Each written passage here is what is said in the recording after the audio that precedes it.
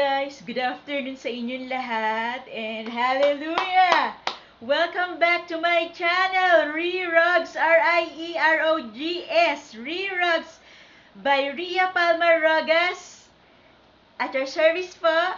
And I'm here to tell you some things from the book of the Bible, from the Word of God, from God's insight, and want to share something to you na nalaman ko sa ating Panginoong Jesus, sa Panginoong Diyos, na binigay niya sa akin through the leading of the Holy Spirit, through me, and sana kapulutan niyo ng aral, guys. So, ang favorite ko talaga na parable o kwento ng Panginoong Jesus sa Matthew, Mark, Luke, and John, o sa four Gospels of the book in the Bible, sa New Testament, ay yung ang manghahasik. So, yung parable ni Jesus Christ tungkol sa manghahasik. So, manghahasik means yung parang farmer o yung nagpupunla ng binhi sa isang lupa na nagtatanim yon ng isang what they call this, ng isang halaman sa isang lupa, sa taniman. So, that's it. Yun ang ibig sabihin ng manghahasik. So, meaning dito, of course, ang manghahasik ay ang Panginoon Diyos. Ang hinahasik niyang binhi ay ang salita ng Diyos. And ang mga lupa ay yung mga puso ng mga taong nakikinig sa Kanya. Okay? So guys, be ready na. So here it goes. Ito na yung kwento. So, ang manghahasik. Pakinggan ninyo ang kahulugan ng talinghaga tungkol sa manghahasik. Kapag ang isang tao ay dumirinig ng mensahe tungkol sa paghahari ng Diyos, ngunit hindi naman niya iyon inuunawa, siya ay katulad ng binhi na nalaglag sa daan. Dumarating ang masama at agad inaalis sa kanyang isip ang mensaheng kanyang napakinggan. Ang katulad naman ng binhing nalaglag sa mabatong lupa ay ang mga taong dumirinig ng mensahe. Kaagad at masaya niya itong tinanggap, ngunit hindi tumimo ang mensahe sa kanyang puso. Sandali lamang itong nanatili at pagdating ng mga kapighatian at pagsubok dahil sa mensahe, agad siyang tumatalikod sa kanyang pananampalataya.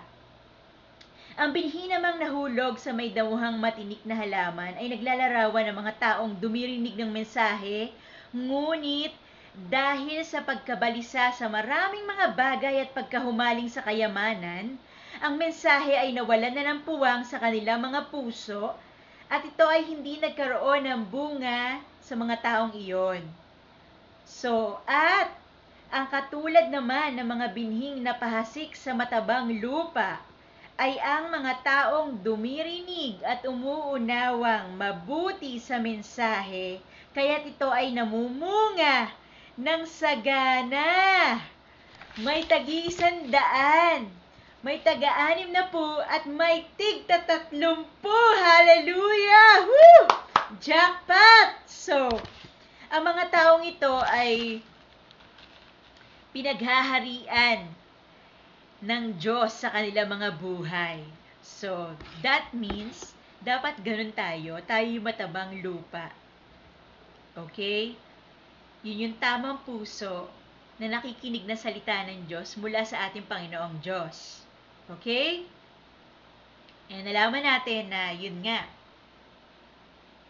iba't ibang uri ng tao sa isang binhi na nag-iisa nating Panginoong Diyos. Okay?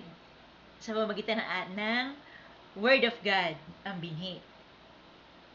So, sana guys, kapulutan nyo ng aral tong mga nasabi ko ngayong hapong ito sa inyo and makuha nyo ang tamang aral. Huwag sana yung negatives o yung mga masamang bagay na pumapasok sa utak nyo. Alisin nyo sa utak nyo in Jesus' name. Mawala sana yan sa utak nating lahat.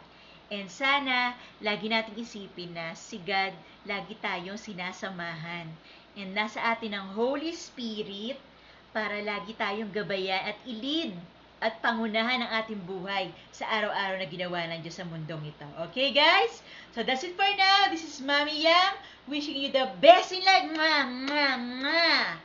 And Ipasa Diyos natin ang lahat. Huwag nating sa sariling kakayanan gawin ang lahat ng bagay. Ipasa Diyos natin ito. So, lead a prayer to God. Humingi tayo ng awa sa Diyos. Humingi tayo ng gabay and ng answer sa ating mga tanong through our prayers. And sigurado, sasagot ang Diyos. And read the Bible in our gadgets, in our CPs and laptops, in our computers, and sigurado, the Bible will answer everything that has been questioning our minds and hearts. Okay? So, that's it for now. Mabi Rias going home. Nasa bahay na ako. So adios sa inyo. And marami pa akong gagawin. And it has been a pleasant, good afternoon to all of us. And have a good night. Bye, everyone. God bless.